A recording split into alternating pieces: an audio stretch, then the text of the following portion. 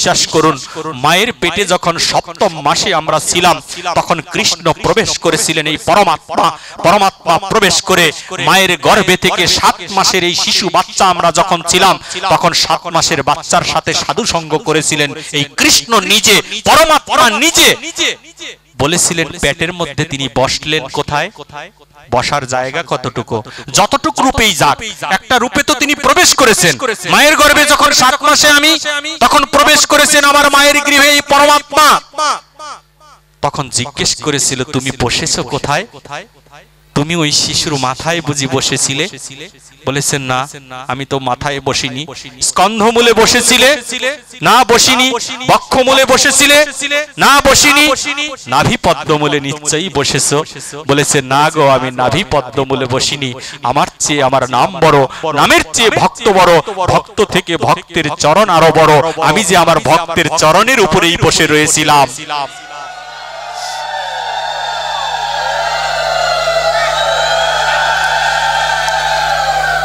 এই বৈষ্ণবদের কৃপা ছাড়া কখনোই এই জিনিস আমরা লাভ করতে পারবো না। এই পায়ের মধ্যে যখন 7ম মাসে মায়ের গর্ভে আমরা যখন ছিলাম, মাথাটা কোন দিকে ছিল? সায়েন্স কি বললেন? আল্ট্রাসোনোগ্রাম করলে কি হয়? আল্ট্রাসোনোগ্রাম করে বাচ্চার পজিশনটা দেখা যায়। আপনারা আল্ট্রাসোনো করে দেখবেন বাচ্চাটার মাথাটা নিচের দিকে ছিল, পাটা উপরের দিকে ছিল। আপনার গায়ের রং যত কালো হোক, আপনার পায়ের দেখবেন সাদা ফর্সা রয়েছে। সকলের কেউ দেখাতে পারবেন না কারো পায়ের নিচটা আপনার শরীরের চেয়ে কালো। আপনি যত কালো হন না কেন, কারণ পরমাত্মা যে এই পায়ের তালুতেই বসেছিলেন, সেই পরমাত্মাই তালুতে বসে আপনার সাথে কৃষ্ণ কথা, হরি কথা বলেছিলেন। মানুষকে দ্বিজ বলা হয় কেন? এই জন্যই বলা হয়, যখন পরমাত্মাকে লাভ করেছিলাম তখন আমরা এই বিশ্ব ব্রহ্মাণ্ডে মায়ের ওই জনিদার দিয়ে বেরোতে চাইনি। বলেছি এটা অন্ধকার, এই অন্ধকার মায়ার জগতে আমি যেতে চাই না। সর্বশেষ যখন বোঝানো শেষ হয়ে যায়, তৎক্ষণাৎই কৃষ্ণকে একটি শর্ত দিয়ে বসলাম আমরা। কি শর্ত? কৃষ্ণকে বললাম, হে প্রভু, হে মাধব, আমি যেতে পারি তোমার কথা মতো। কৃষ্ণ বললেন, তুমি যদি না যাও তাহলে মাতৃহত্যা জনিত অপরাধে অনন্ত বছর তুমি কুম্ভী পাক নরকে থাকবে। কারণ তোমার মা তো মারা যাবে। পেটের বাচ্চা যদি ওই রকম বাচ্চা যদি মরে যায় 7 মাসের, মাটাও তো মরে যাবে। মাতৃহত্যা জনিত অপরাধে তুমি ভোগো না, তার চেয়ে ভালো বাবা বেরিয়ে যাও। তবে তুমি যদি কিছু চেয়ে নাও, সেটা আমি তোমাকে দান করতে যাচ্ছি। তখন আমাকে বলেছিলেন, তুমি কি চাও? তখন আমি তাকে, পরমাত্মাকে বলেছিলাম, হে মাধব, ওই বিশ্ব ব্রহ্মাণ্ডে মায়ার জগতে গিয়ে এই মায়ার কামনা বাসনা, কামনার দাসত্ব করে, মায়ার দাসত্ব করে আমার ইন্দ্রিয় সুখের জন্য, কখনো হাতের সুখের জন্য, পায়ের সুখের জন্য, শরীরের সুখের জন্য, চোখের সুখের জন্য অন্যায় করতে করতে করতে করতে আমি যদি নিমজ্জিত হয়ে যাই, তৎক্ষণাৎই মাধব কৃপা করে তুমি যেন একদিন হলেও আমার গৃহে তুমি প্রবেশ করো, আমি যেন তোমায় একটু 2 নয়ন ভরে দেখতে পারি মাধব। তখন মাধব বলেছিলেন, আমি তোমাকে কথা দিচ্ছি, তোমার জীবনের অন্তিম দিন আসার আগ পর্যন্ত একবার হলেও যে কোনো রূপে আমি তোমার গৃহে চলে যাব।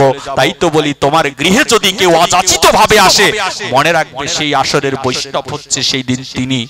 শাস্ত্রের সিদ্ধান্ত, নিতাইকে যখন নন্দন আচার্য সেবা দেয়, সেবা দেওয়ার জন্য একটুখানি অন্ন, একটুখানি ডাউল নিয়ে যখন রন্ধনশালায় বসিয়ে দিলেন, যখন ওই নন্দনশালায় বসাতে গেলেন, আজকে অনন্ত কোটি বিশ্ব ব্রহ্মাণ্ডের মালিক পরমেশ্বর ভগবান শ্রী গৌরাঙ্গ মহাপ্রভু বললেন, আমাকে যিনি কিনতে পারে, যিনি বিক্রি করতে পারে, এই রকম একটা সম্পদ আজকে নন্দন আচার্যের গৃহে বসে রয়েছে। যখন এই উনুনের মধ্যে যখন চাল ডাল যখন বসিয়ে দিয়ে যখন দিয়াশলাই আনার জন্য নন্দন আচার্য যখন বারান্দার দিকে যায়, তখন তো দিয়াশলাই ছিল না, ধূপ কাঠি দিয়ে কাঠির মধ্যে বানিয়ে একটুখানি ধরানো হতো। যখন ধরাতে গেলেন, আগেই গিয়ে দেখে নন্দন আচার্য সেই চুলার আগুন যেন ধাউ ধাউ করে জ্বলছে প্রসাদ তৈরি করবার জন্য। এটা হচ্ছে আমার নিতাইয়ের কৃপা, এটা হচ্ছে বৈষ্ণবের কৃপা। আজকে সেই নিতাইয়ের আবির্ভাব তিথি, আগামী কালকে সেই তিথিতে আপনারা হরিনাম সংকীর্তনের উদ্বোধন করতে যাচ্ছেন। এর চেয়ে স্বীকৃতি আর কিছু হতে পারে না। যখনই এই রূপ সেবা দিবে, তখন আমার গৌর আর গৃহে থাকতে পারলেন না।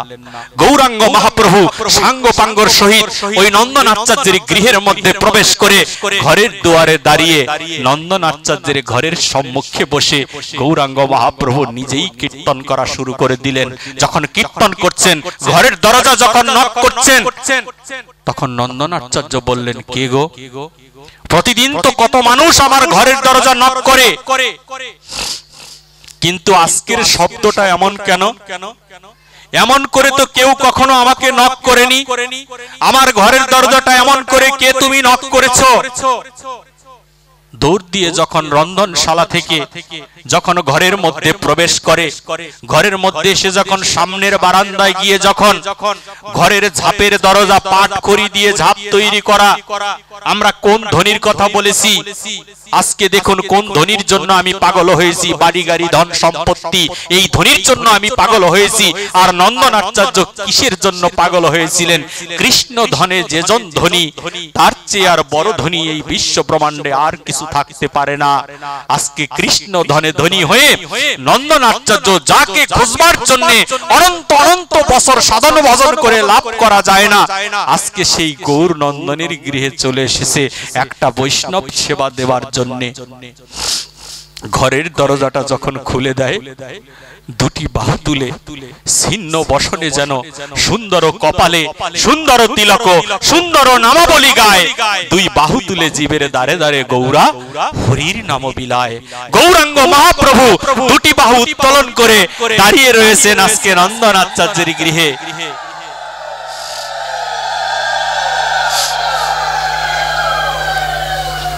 এই নন্দনের গৃহে যখন দাঁড়িয়ে রইলেন, নন্দন দরজাটা খুলে দিয়ে নন্দন যখন চরণে পড়ে যায়, তখন নন্দনকে বলে, নন্দন আমার বক্ষে আসো। বলেছে, প্রভু কোন সুকৃতির বলে তুমি আমার গৃহে এসেছো? বলেছে, সুকৃতি শুধু একটাই, সেটা হচ্ছে বৈষ্ণবের সেবা। তুমি যে বৈষ্ণবের সেবা দিতে যাচ্ছ, সেই বৈষ্ণবের সেবা করবার জন্য আমিও গৌরাঙ্গ মহাপ্রভু প্রয়াস করেছিলাম। কারণ ওই লক্ষণই তো বলরাম হয়ে এসেছে, বলরামই তো আমার নিতাই হয়ে এসেছেন। বলেছে, লক্ষণ এমন কি সুকৃতি কাজ করেছিলেন? তখন বলেছিলেন, লক্ষণ সুকৃতি করেছিল। কি সুকৃতি করেছিলেন? বশিষ্ঠ মুনি রামচন্দ্রের গুরুদেব, যিনি মনের দর্শন দিয়েছিলেন বশিষ্ঠ মুনি, রামচন্দ্র জিজ্ঞেস করেছিলেন মন কেমন, মানুষের মন কেমন, রামচন্দ্র জিজ্ঞেস করেছিলেন তার গুরুদেব বশিষ্ঠ মুনির কাছে। বশিষ্ঠ মুনি বলেছিলেন, মর্কাটাং মদিরাম মত্তা বৃষ্টি সুতারাং। বলেছেন মর্কাটাং মদিরাম মত্তা। মর্কাটাং শব্দের অর্থ হচ্ছে বানর, মদিরাম মত্তা একটা বানরকে, মদিরাম শব্দের অর্থ মদ, মত্তা শব্দের অর্থ সেবা করা। বলেছেন মর্কাটাং মদিরাম মত্তা, একটা বানরকে যদি মদ খাওয়ানো হয় তাহলে বানরটা কেমন পাগল হয়? রামচন্দ্র বললেন, বানর তো এমনি দুষ্ট, সেই বানরটাকে যদি মদ খাওয়ানো হয় সে তো আরো দুষ্ট হবে। বলেছে বৃষ্টি সুতরাং। বিচ্ছু পোকা চেনো? বলেছে হ্যাঁ চিনি, অনেক বিষ বিচ্ছু পোকার।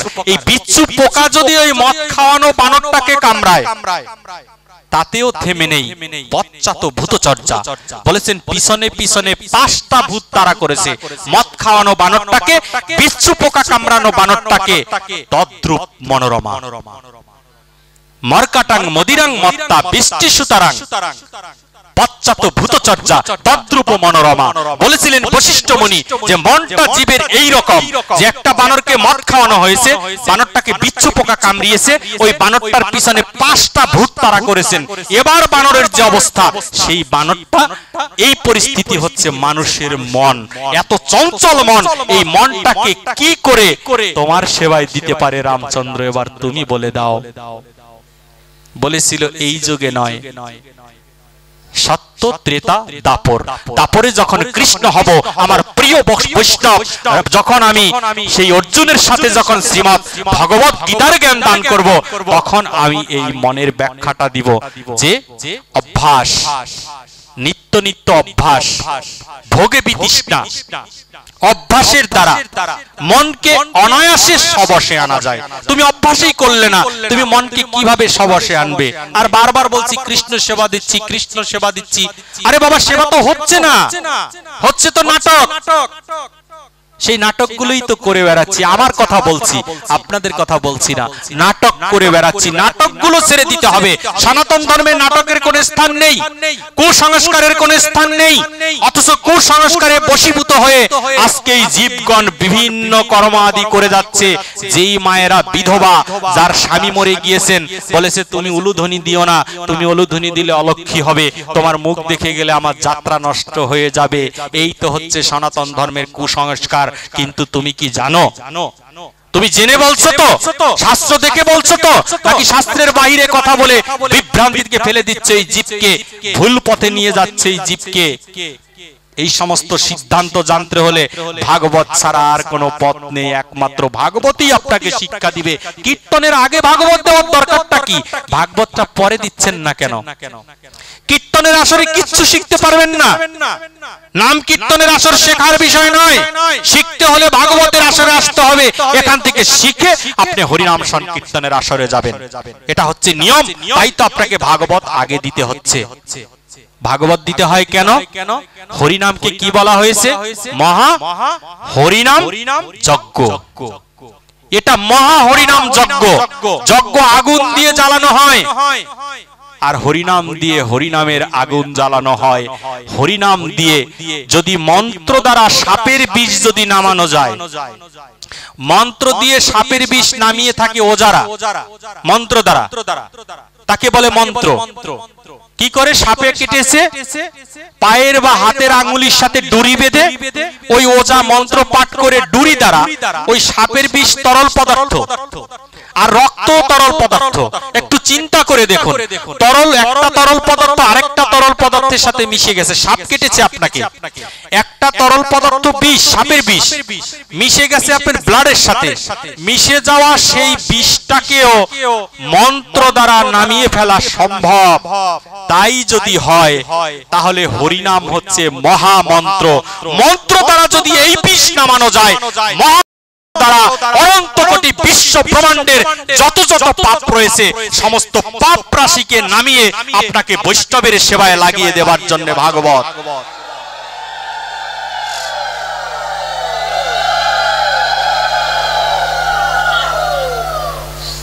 এই ভাগবত এমনি এমনি আসেনি।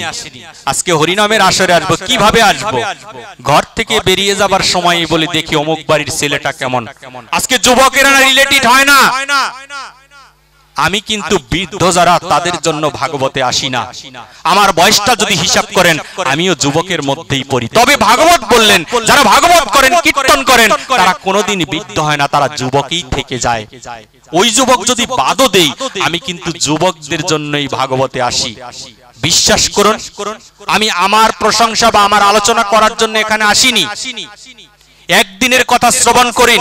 একটা ভাগবতে আমি গিয়েছিলাম, আমার শিশু একটা বাচ্চা মাত্র 6 মাস বয়স, আরেকটা বাচ্চা স্কুলে দিয়েছিলাম। তখন সেই শিশু বাচ্চাটাকে নিয়ে আমার সহধর্মিনী যখন স্কুলে যায়, বাইরে দিয়ে তালা মেরে, আমি তখন ভাগবতে গিয়েছিলাম। বাইরে দিয়ে তালা মেরে আমার ওই শিশু বাচ্চাটাকে রেখে, একটা তোয়ালের সাথে পেঁচায়ে দিয়ে রেখে বাচ্চাটাকে ঘুম পাড়িয়ে বড় বাচ্চাটা নিয়ে স্কুলে গিয়েছিল। কিন্তু আমার সহধর্মিনী স্কুল থেকে এসে তিনি দেখে আমার ওই ছোট বাচ্চাটা কখন যেন খাট থেকে পড়ে সেই বিছানার নিচে পড়ে কান্না করছেন। কতক্ষণ কান্না করেছেন কে জানে, মায়ের মন তো জড়িয়ে ধরে বাচ্চাটাকে কাঁদছে। এই দৃশ্যটা দেখার পরে, এই দৃশ্যটা জানার পরেও ভাগবতে বা এমনি করে বাসায় অ্যাবসেন্ট থাকা কি সম্ভব বলুন? কিন্তু আমি তো থাকতে পারছি না, আমি তো থাকতে পারছি না। আমি তো সনাতন ধর্মের যুবকদের জন্য আসি। যদিও সাত্বিক পোশাক বসে আপনাদের সামনে ভাগবত পাঠ করি, আমি যুবকদের রিলেটেড করবার জন্য জিন্সের প্যান্ট পরে এখনো পর্যন্ত আমি ভাগবতের স্থানে যাই, সেখান থেকে জিন্সের প্যান্ট পরে আসি। এটার অর্থ এটাই যে জিন্স প্যান্ট পরে এসে ভাগবতে অংশগ্রহণ করা যায়। এই দৃশ্য দেখেও যদি কোনো একটা যুবক যদি আসে, যুবকদের জন্য দৈববাণী দিয়েছেন গৌরাঙ্গ মহাপ্রভু, নিজের মুখের কথা প্রভুর। প্রভু বলেছেন, ক্ষণকাল যদি কেউ ভাগবতের আসরের বাহির দ্বারে দাঁড়িয়ে থাকে। ক্ষণকাল যদি কেউ হরিনামের আসরের জন্য বাহির দ্বারেও দাঁড়িয়ে থাকে, আমার প্রভুর দৈববাণী, গৌরের দৈববাণী, ক্ষণকাল মানি একটুখানি সময়। হে যুবকেরা শুনে যাও, একটুখানি সময় তুমি কোন স্বীকৃতি পেতে যাচ্ছ কলির জীবে? একটুখানি সময়ে যদি ক্ষণকাল যদি কোন জীব ওই ভাগবতের বাহির দাঁড়িয়ে থাকে আর হরিনামের বাহির দ্বারে দাঁড়িয়ে থাকে, আমি নিমাই সচি মাতা সন্তান কথা দিয়ে গেলাম, ওরে অন্তিম কালে ওই ভব নদীর পারে গিয়ে আমি অনন্ত বছর দাঁড়িয়ে থাকবো। আরে অনন্ত বছর গৌর দাঁড়িয়ে থাকবে তোমাকে পার করবার জন্য। যদি ক্ষণকাল তুমি দ্বারের রক্ষী হয়ে দাঁড়িয়ে থাকো এই হরিনামের আসরে এসে, অথচ ক্ষণকাল দাঁড়িয়ে না থেকে আজকে যুবকেরা ভাগবতে আসে না। ভাগবতে আসবে কেন? ভাগবতে তো যুবকদের কথা হয় না, ভাগবতে তো বৃদ্ধদের কথা হয়, ভাগবতে তো সত্যযুগের কথা হয়, ত্রেতাযুগের কথা হয়, আমার গৌরের কথা তো হয় না। গৌরের কথা তো ভাগবতে হয় না। তাহলে কি করে আসবে বলুন? যুবকদের তো দোষ নয়। আজকে যারা এখানে প্রচার করবার জন্য সেই ঢাকা বনশ্রী থেকে কত দূর থেকে আপনাদের কাছে আমার আসার 2-3 ঘন্টা আগেই শ্যামল এবং আরেকজন বৈষ্ণব এখানে উপস্থিত হয়ে আছে। সত্যি আমার জন্ম জন্মান্তরের স্বীকৃতি দিয়েও তাদের এই ঋণ হয়তো শোধ করতে পারবো না। আমি কেন তাদের আগে আসতে পারলাম না, এই দুঃখটা আমি কাউকে বোঝাতে পারিনি আজ পর্যন্ত। অথচ তারাই আমার আগে এসে এখানে স্থির চিত্ত ধারণ করবার জন্য বসে রয়েছে, প্রচার করবার জন্য, ভক্ত কথা হরি কথা প্রচারের জন্য। এই রকম বৈষ্ণবেরাই হচ্ছে কৃষ্ণ ভক্ত পিতামাতার ঘরে তাদের জন্ম হয়েছে বলেই তারা এমনি কাজটি করতে পেরেছেন। আজকে নবদ্বীপে আমরা সুন্দর দেখে পাগল হয়ে এই আলোচনা করে আমি বিশ্রাম দিতে যাচ্ছি। তবে হরিনামের আসরে এসে কেউ অনাচার গুলো করবেন না। না আসতে পারেন বাবা, ঘরে থাকেন, কোনো সমস্যা নেই, আসতে হবে না। আপনি ঘরে থাকেন, ঘরে বসে হাতে তালি দিয়ে হরিনাম কীর্তন করেন, কোনো সমস্যা নেই। কিন্তু আসরে যদি আসেন, ঘরের চৌকাঠটা মারিয়ে আসার সময় একটুখানি মনটাকে প্রিপারেশন করে নিয়ে আসবেন, যেন মনটার মধ্যে যেন বলে যে আমি বৃন্দাবনে যাচ্ছি। ওই বৃন্দাবনে যদি আর কেউ না থাকে তাহলে আমার নিতাই আর গৌর এখানে থাকবে। আমি নিতাই আর গৌরকে নয়, আমি গৌর নিতাইকে দেখতে পাবো না, কিন্তু আমি গৌরের ভক্তকে দর্শন করবার জন্য যাচ্ছি।